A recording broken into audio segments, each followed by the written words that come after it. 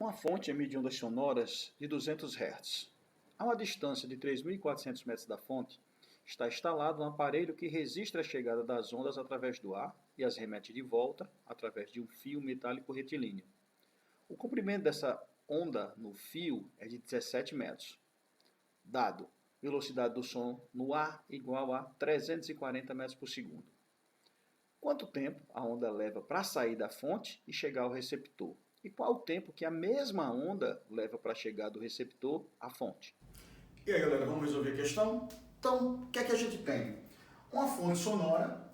Esta fonte está emitindo uma onda com a frequência de 200 Hz, que se propaga por uma distância de 3.400 metros até que chega ao receptor. Esse receptor recebe a onda e encaminha essa onda através de um fio. E o que é que ele quer na questão, galera? Ele quer que você identifique qual o tempo de ida e qual o tempo de volta dessa onda. Primeira coisa que a gente tem que lembrar que onda é uma perturbação que se propaga de um ponto a outro, transportando o quê? Energia. Lembra, a principal característica de uma onda é o transporte de energia. Onda não transporta matéria. Tranquilo? Então, muito bem. Quais são os dados que nós temos? Frequência 200 Hz, distância 3.400 metros, comprimento de onda 17 metros, velocidade do som no ar 340 metros por segundo. Aí eu lembro, se eu quero calcular o tempo e eu tenho a velocidade e eu tenho a distância, fica fácil. Lembra? Lá da mecânica, retomando aqueles conceitos, velocidade é igual a distância dividido pelo tempo. Se eu quero calcular o tempo, obviamente, vai ser quem? Vai ser a distância dividido pela velocidade. Aí a gente lembra, galera, fica aquela velha dica, tá? Aquele nosso triângulo, onde a gente tem velocidade, distância e tempo. Se eu quero calcular a velocidade, ó, distância dividido pelo tempo. Se eu quero calcular a distância, velocidade multiplicado pelo tempo. Mas se eu quero calcular o tempo, o que é que eu vou ter? Se eu quero calcular o tempo, cobrir o tempo, ficou quem? Ficou a distância dividido pela velocidade. E o que é que a gente tem que lembrar? Tem que lembrar, galera, que essa distância, ela deve ser dada em metros. Essa velocidade deve ser dada em metros por segundo e o meu tempo em segundos, tendo em vista o nosso sistema internacional.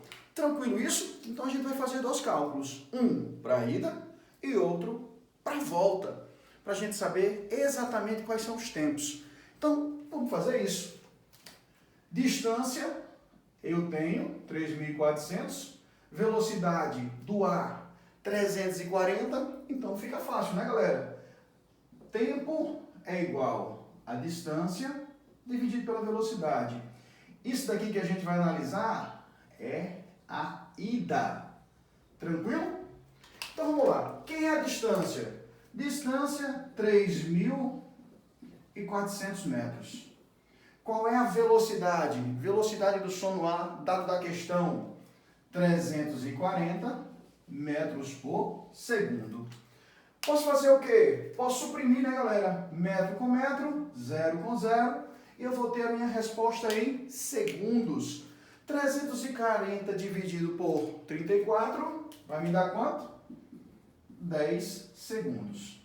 Observa, essa onda ela vai levar 10 segundos para percorrer do emissor até o receptor.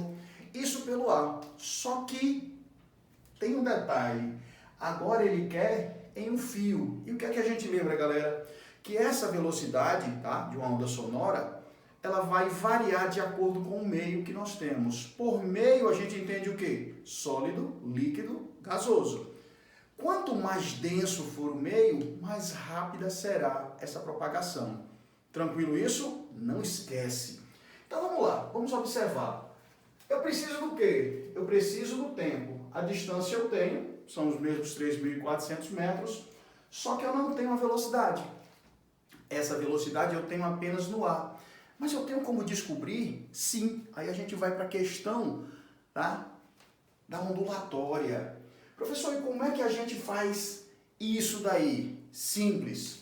Pensa assim, a velocidade de propagação de uma onda vai ser igual ao quê? A gente já viu, tá, que essa velocidade é igual ao comprimento vezes a frequência. Esses dados nós temos, não temos? Temos, então a gente tem como calcular esta velocidade. Então vamos lá, quem é a velocidade? Comprimento, 17 metros, frequência, 200 Hz. Então a minha velocidade, 17 vezes 200, galera, vai me dar o quê? 3.400. 3.400 metros por segundo. Tranquilo isso? Agora que eu tenho a velocidade, eu posso aplicar para a volta. E fica como? O tempo é igual a distância dividido pela velocidade.